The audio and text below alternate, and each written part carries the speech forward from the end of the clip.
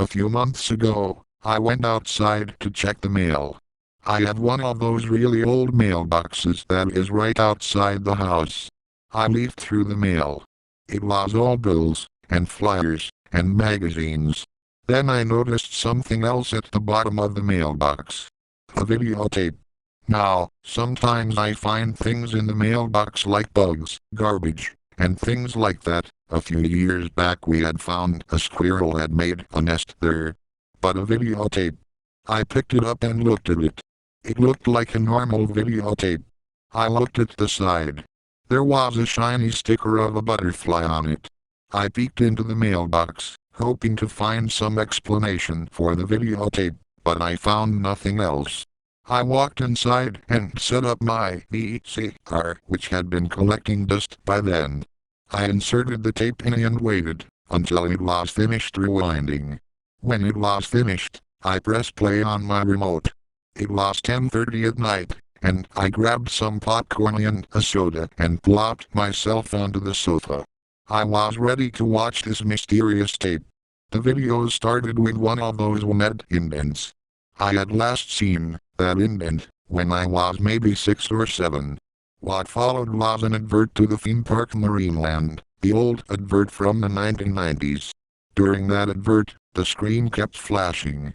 I couldn't make out what was flashing, because it only lasted for a quarter of a second.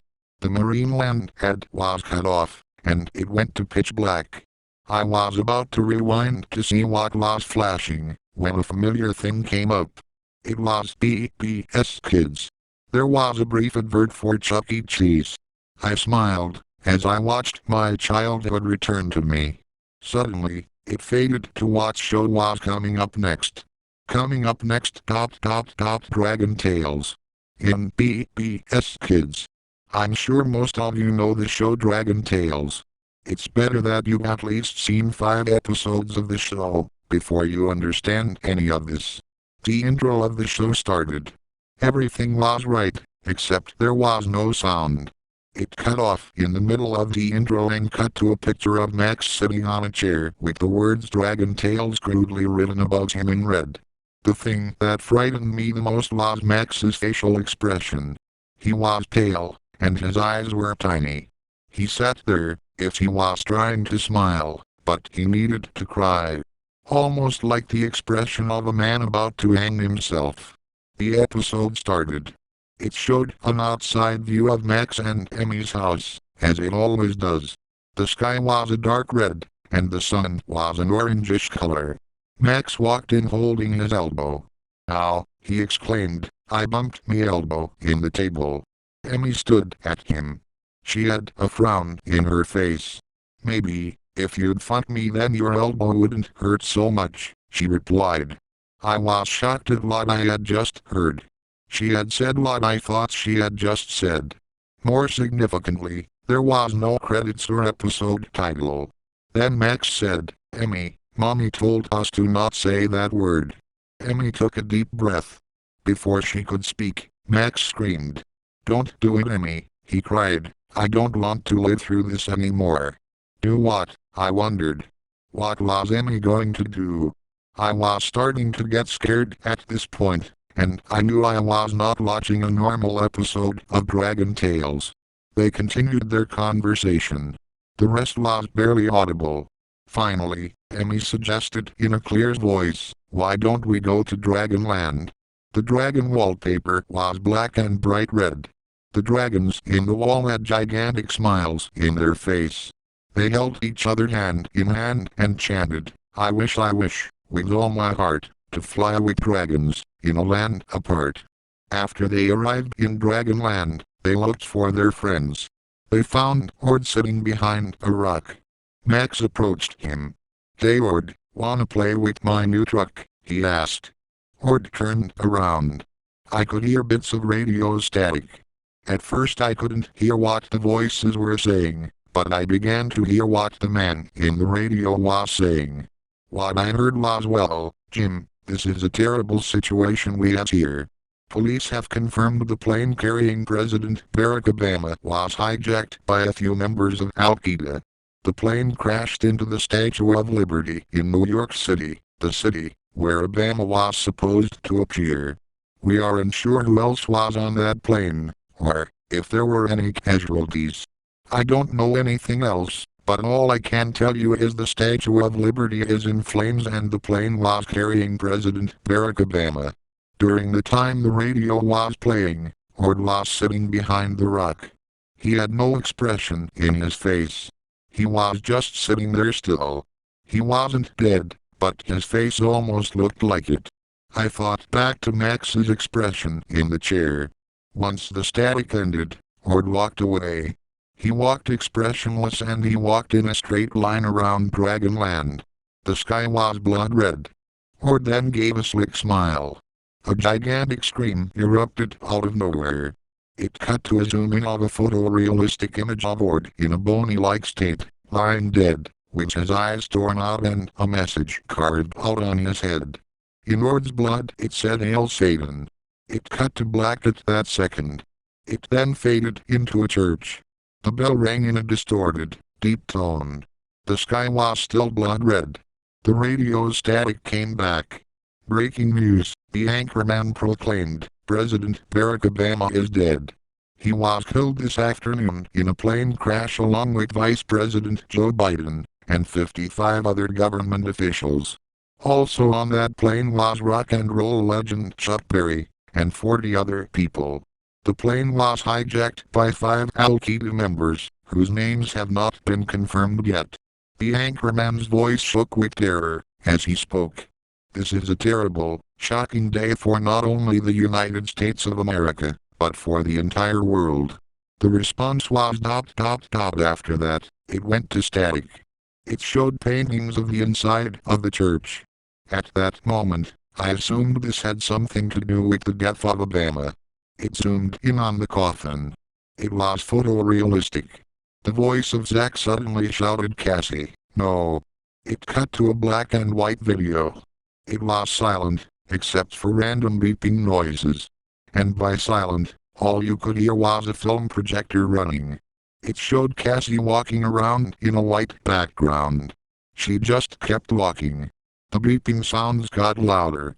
Cassie stopped. She walked over towards the screen. I could hear her breathing. Her eyes were bloodshot. Her teeth were broken. Her hair was shaved off. At this point, I thought Cassie could hear me.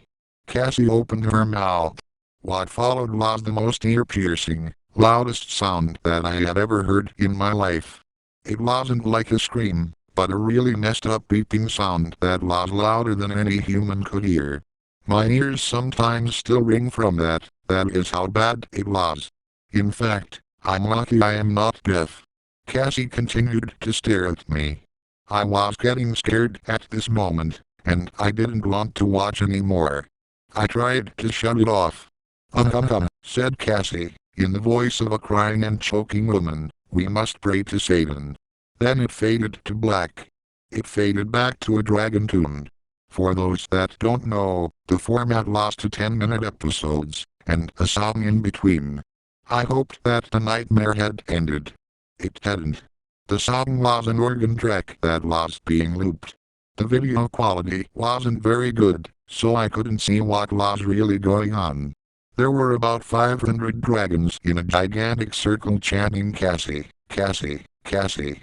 Cassie then smiles and jumps into the fire. The video quality suddenly improves. It shows Cassie's flesh burning. She looked at me and proclaimed, "You did this to me," before her skin was burned to ashes and her entire body turned to rubble. It actually showed her being burned. Suddenly, hundreds of dragons pounced on her remains. They began to scratch at each other. They were devouring each other. It showed dragons biting into each other's skulls, dragons ripping off the flesh of other dragons, and fleshless dragons crying blood. I began to wonder how this was a dragon tune. The scene changed back to Max and Emmy back at their house. "I need my truck," exclaimed Maximum. "Well, hurry up," said Emmy in an angry voice. Max then fell in the toy box he was searching. Emmy, I'm locked. Help me," Max screamed. He was crying. Like, actually real crying. Emmy screamed, "It's stuck." You could feel the pain, as Max panicked to get out. To make a long story short, he didn't. It cut to a gigantic cage. It showed Zack and Wheezy in all fours, drinking water from a dish. They began to sing. The singing was muffled, so I couldn't understand the words. After a while, the song became more clear and the voices of Zack and Wheezy now sounded like an old man with a gruff voice, and a little girl no older than 4. The last verse went something like this: "Praise thy devil, for he is now, let him possess unto thou, for pain and torture are all we can see, it's better you than him and me." Then, they paused. The little girl started to cry. It was actual crying, not acting. "Stand up," the man says in a gruff voice. "I said stand the fuck up so I can rape you again," the man shouted. You could actually hear the man rape the little girl. You could feel her pain, as she was being forced to do something illegal. Her screams and cries echoed. Finally, the screams and cries stopped. "Stand up, you filthy piece of shit," the man yelled. "I want my mommy," the girl cried. She was screaming. Out of the blue, a loud gunshot rang out. The girl continued to scream loudly. 5 shots were fired. You could hear the whispering of the old man's voice. "Oh shit, what am I going to do with the body?" The video cut to a surveillance camera room. The videos playing were videos of different angles of a plane crashing into the Statue of Liberty. I began to wonder how the girl's rape and murder and the terrorism act both connected together. It cut to pitch black. Suddenly, a face came out from the shadows. It was a terrifying figure from one of my worst nightmares, when I was 5. He looked like Satan, his eyes were bulging out, and he had a big smile in his face. He opened his mouth and let out that ear-piercing sound I had heard earlier. I was able to stop the video now. I didn't want to see the face of that terrible demon anymore. I shut off the VCR and stayed up all night in my computer. I threw out the videotape, but after I took some photos of the episode.